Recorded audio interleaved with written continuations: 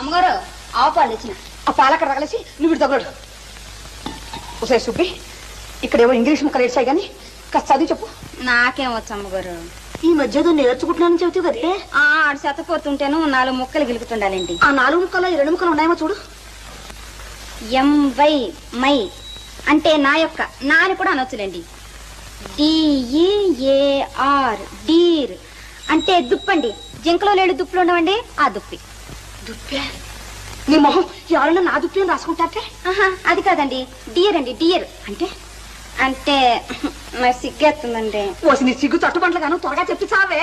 అంటే ప్రేమించుకునేటప్పుడు ఇంగ్లీష్ లో అనుకునే మాటలండి. అంటే నాథానా? అదే కాదండి, ప్రాణేశానా? అవన్నీ పాతకాలపు మాటలండి. ఇప్పుడు వాటిని ఎవ్వరూ ఆడటం లేదు.